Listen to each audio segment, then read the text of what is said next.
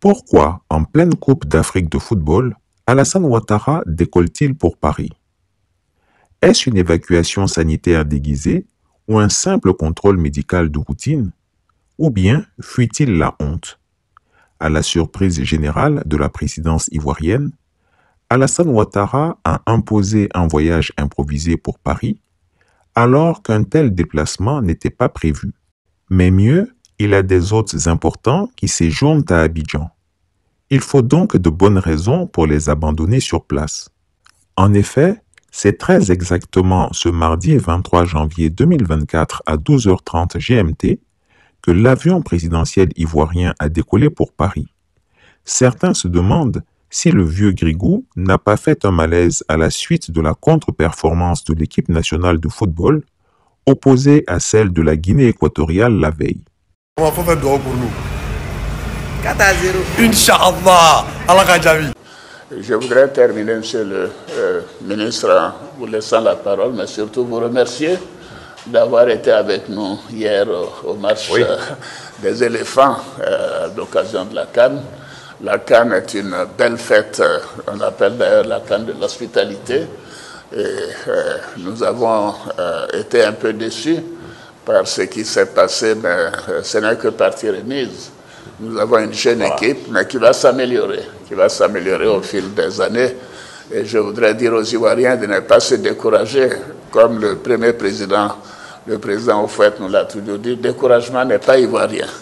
Nous avons déjà eu la coupe 2 fois, en 92 quand j'étais Premier ministre, et en 2015 récemment, et je suis sûr que nous l'aurons une 3e fois très bientôt.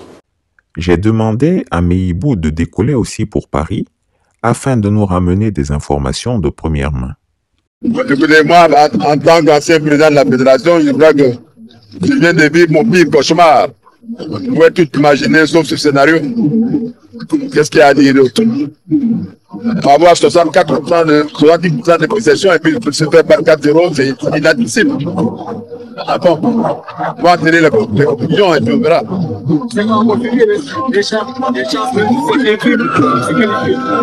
Avec 3 points, c'est pas possible.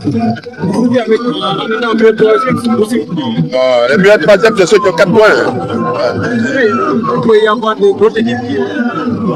Quand tu prends 4-0, pour la verdade, tu ne peux pas. J'ai contre réaliste, c'est fini. Il faut se remettre au travail, se remettre en cause et puis préparer la Coupe du Monde. C'est vraiment ça maintenant qu'il y a des chances. Quoi. Mais c'est rageant quoi, de faire battre comme ça dans son propre pays 4-0. Voilà. On peut aussi parler de malchance avec des buts qui ont été refusés. Pas de malchance, c'est hors-jeu, c'est hors-jeu. Aujourd'hui à la barre, on ne peut pas discuter. Hein. Mais bon, c'est un match à oublier très vite. Voilà, il faut passer à autre chose. Un message de groupe qui est très déçu. Écoutez, je voudrais seulement leur dire que le football aussi, c'est ça. Voilà, au moment où on pense gagner, on peut perdre. Mais je me mets à leur place. C'est rageant. Il faut garder espoir pour les prochaines échéances. Hein. Il y a la Coupe du Monde. Mais c'est vrai que même moi, je suis vraiment déçu. À chaud comme ça, tu ne peux pas dire autre chose.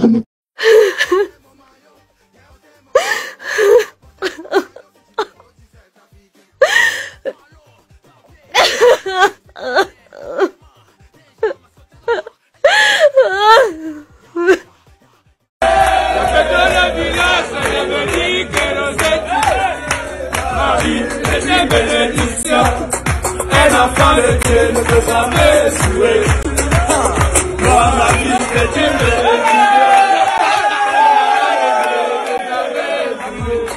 un enfant de Dieu ne peut jamais échouer.